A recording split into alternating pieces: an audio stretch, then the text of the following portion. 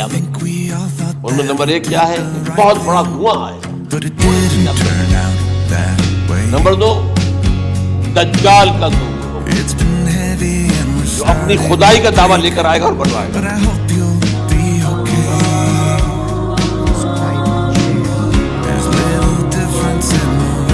بڑی علامت ہے جو کہ بالکل خرق عادت سے ثابت ہے. ان کا معاملہ جو ہے وہ آپ کے ناپ تول میں نہیں آتا.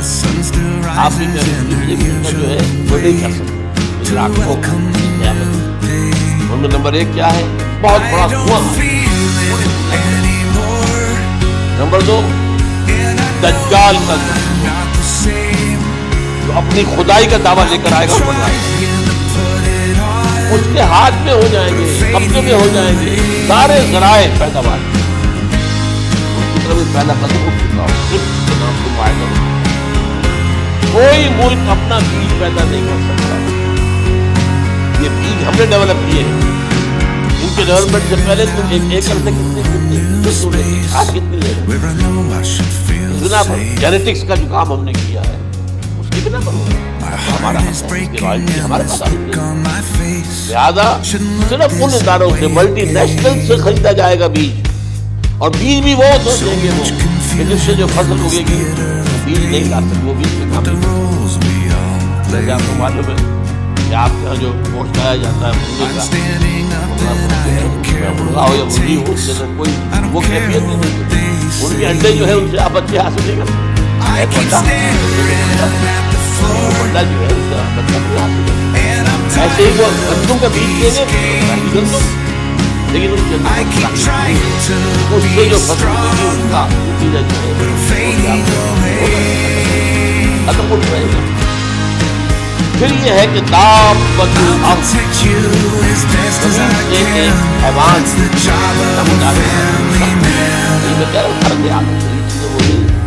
ہماری پہلے آئی ہوتی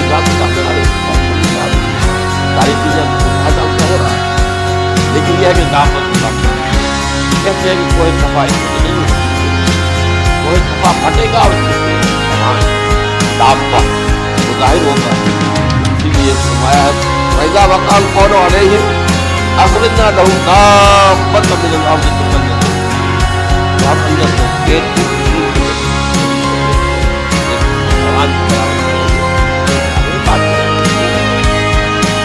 نمبر 4 طلوع ہوتا ہے یعنی جو کائنات کے اندر یہ معاملہ جو ہے پورے سولر سسٹم کو اگر بدل دیں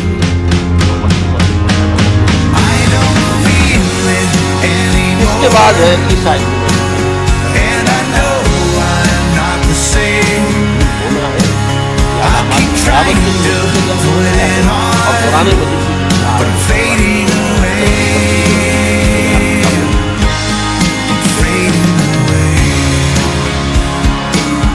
یاجوج ماجوج حضرت عیسیٰ علیہ السلام کے نزول کے بعد 2 کام ہوں گے. یہودیوں کا قلع قمع ختم. تمام یہودی. ایک کام تو یہ ہونا ہے. اور نمبر 2 عیسائیت کا ختم ہو جانا. عیسائیت کی نفی کر دیں گے. بھائی میں تم مجھے خدا کا بیٹا بنائے بیٹھے ہو. میں تم خدا کا بیٹا نہیں ہوں. میں تو اس کا بندہ ہوں رسول ہوں. میں نے تم سے کب کہا تھا کہ مجھے خدا کا بیٹا بناؤ. نمبر 2 یہ کہ وہ خنزیر کو قتل کر دیں گے. یعنی یہ تم نے خنزیر کب سے کھانا شروع کر دیا؟ میں تو تم کو نکاح اجازت دے کر گیا تھا. یہ تو شریعت موسوی میں حرام تھا اور میں کہہ کر گیا تھا کہ یہی شریعت تم پر لاگو رہے گی. ہاؤ کم تم نے کیسے آج بھی بہت سے رومن کیتھولکس جو ہے وہ سور نہیں کھاتے. وہ اس میں ہے ان کے اندر کچھ نہ کچھ بات جو ہے جو حضرت عیسیٰ کی تعلیمات کا کچھ اثر ان کے ہاں ہے.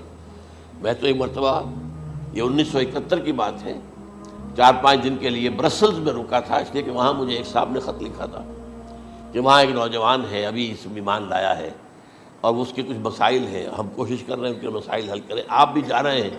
میں انگلینڈ جا رہا تھا تو واپسی پر آپ ان کے یہاں چند دن ٹھہرے. میں حیران ہوا. ویسے اس نے مجھے اپنے گھر ٹھہرایا نہیں اس لیے کہ ماں باپ تو اس کے کرسچن تھے اور پولیس کا چیف آفیسر اس کا باپ تھا چیف آف پولیس فورس. جب اس نے مجھ سے ایک دن کھانے پہ بلایا، میں ہوٹل میں ٹھہرایا مجھے، اس نے کہا آپ اطمینان سے یہاں کھانا کھائیں، اس گھر میں نہ آج تک کوئی شراب کی بوند آئی ہے اور نہ ہی کوئی بوٹی آئی ہے سور کی. Roman Catholics. اب اکلوتا بیٹا تھا عبدالعزیز، اس نے بعد میں مان رکھا، وان کینٹر اس کا نام تھا جو کہ اوریجنل تھا، پھر اس نے نام رکھا عبدالعزیز وان کینٹر، پرانا نام بھی بہرحال نہایت خوبصورت. 28 سال کی عمر تھی اور اس وقت میں نے دیکھا تھا کہ اس کی فقہی معلومات جو ہے میری معلومات سے 10 گنا زیادہ. اس کی وجہ کیا ہے؟ وہ گیا تھا موراکو میں ایز اے ٹیچر ملازمت کرنے، پیسہ کمانے. وہاں وہ مسلمانوں سے اس کا ہوا رفت ضبط ہوا، اسلام کی تعلیمات سامنے آئی، اسلام لے آیا. اب اکلوتا بیٹا ہے، اب ماں باپ جو ہے کرسچن کیتھولکس. جب وہاں سے واپس آیا تو پھر کہتے ہیں کہ ہمارے درمیان ایک معاہدہ ہے، وی آر لیونگ ٹوگیدر، لیکن یہ معاہدہ ہے ہم مذہب پہ بات نہیں کریں گے، بس باقی جو بھی ہے وہ ساتھ رہ رہے ہیں. لیکن میں حیران ہوا، مجھے معلوم نہیں تھا. اچھا اس کے بعد اس نے جب اسلام کا فیصلہ کیا تو اس کے سامنے سوال ہے کون سی فقہ اختیار کروں. تو اس نے بڑی جو ہے تھورو اسٹڈی کی ہے تمام فقہوں کی، کمپیریٹو اسٹڈی. ان کو کرنے کے بعد پھر فائنل فیصلہ اس کا یہ تھا کہ حنبلی فقہ میں اختیار کروں گا. چاروں فقہوں میں سب سے لیٹسٹ حنبلی ہے، یعنی حنفی نمبر 1، پھر مالکی نمبر 2، پھر اس کے بعد شافعی نمبر 3، پھر یہ امام احمد ابن حنبل ہے. اور امام احمد ابن حنبل کے زمانے تک احادیث بہت بڑے پیمانے پر جمع ہو چکی تھی، جبکہ ابھی حضرت امام ابو حنیفہ کے زمانے میں کوئی اتنا زیادہ جو ہے حدیث کا بھی ذخیرہ نہیں بنا تھا. اسی پر تو لوگ حیران ہوتے ہیں کہ زیادہ حدیث امام ابو حنیفہ کے علم میں نہیں تھی، لیکن مجال ہے کہ ان کا کوئی فتویٰ جو ہے کتاب و حدیث کے، کتاب اور سنت کے خلاف ہو. اگرچہ انہوں نے صاف کہا کہ اگر تم پاؤ کوئی ایسی سچی حدیث، پختہ حدیث جو میری کسی رائے کے خلاف ہو تو میری رائے کو دیوار پر دے مارنا اور اس صحیح حدیث کا بھی پیروی کرنا.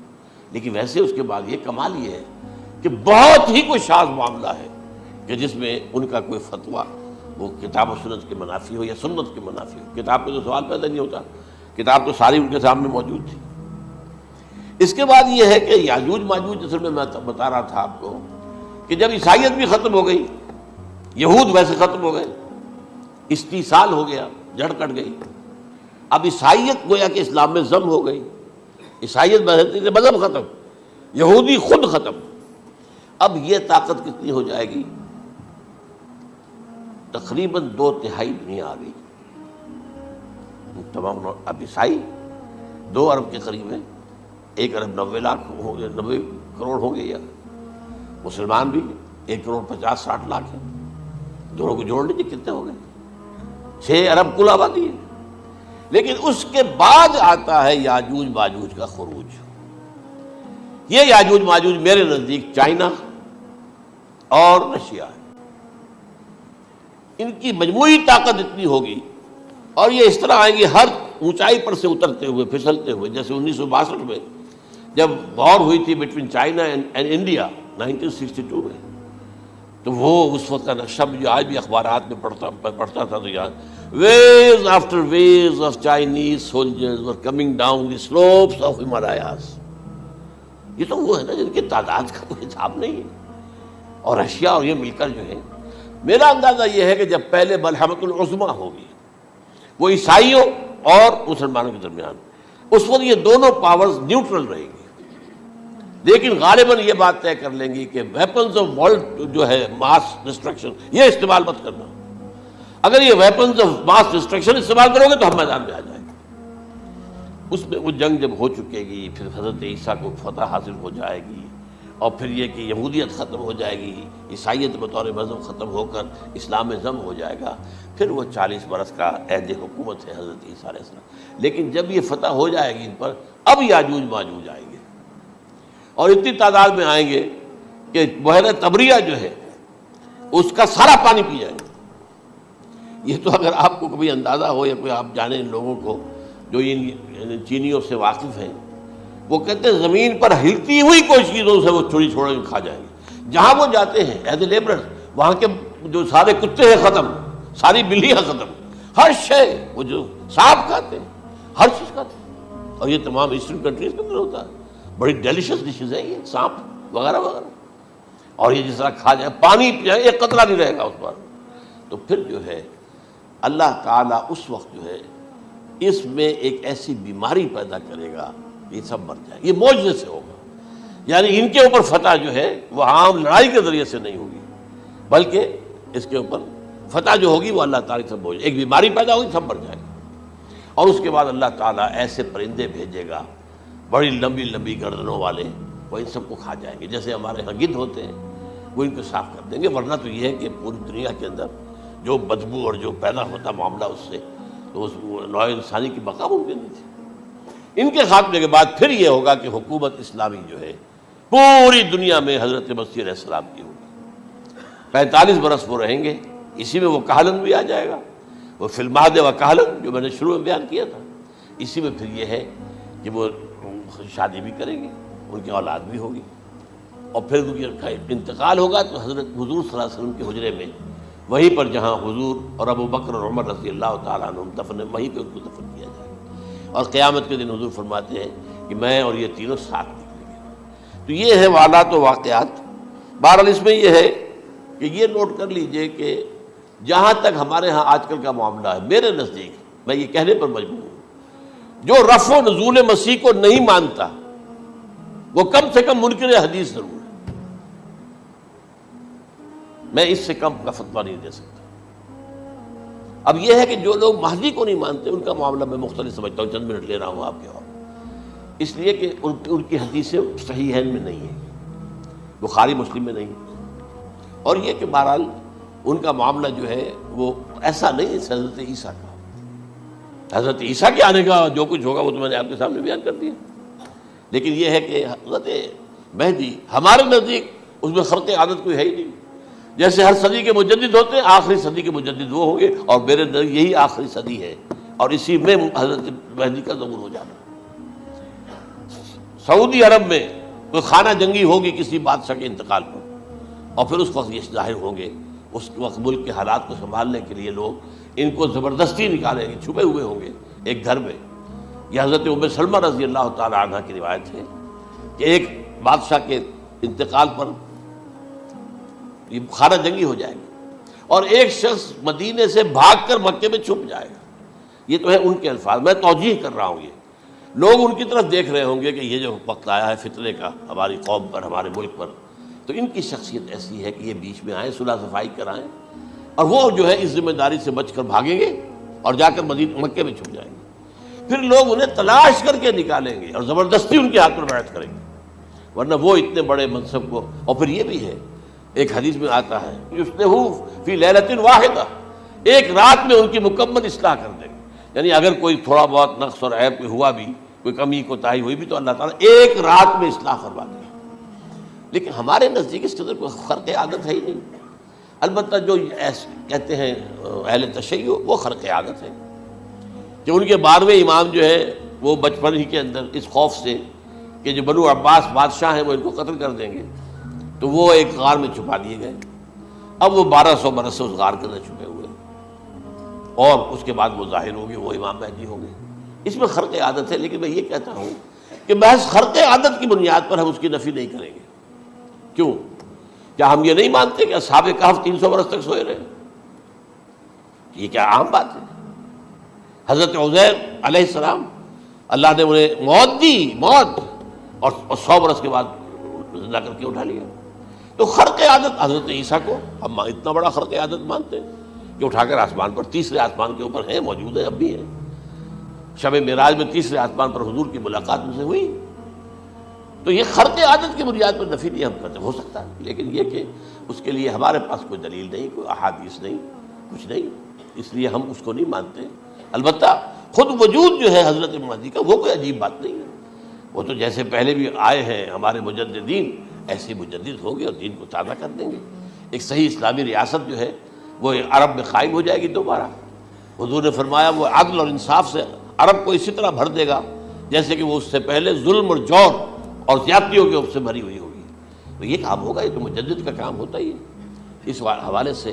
لیکن بہرحال میں نے پھر بھی کہا کہ اگر احادیث کی کمزوری کی وجہ سے، یہ صحیح عین میں نہیں ہے، اگر کوئی شخص انکار کرے تو مجھے کوئی اعتراض نہیں ہے، ٹھیک ہے، لیکن جو حضرت عیسیٰ کے نفع سماوی اور حضرت عیسیٰ کے نزول کا انکار کرتا ہے، وہ کم سے کم، میں انہیں اور آگے کوئی فتویٰ نہیں دیتا کہ وہ کافر ہو گئے یا یہ ہو گئے یا وہ ہو گئے، لیکن منکر حدیث کے لائن میں تو وہ لازماً کھڑے ہو گئے۔ For more such videos, please subscribe to this channel.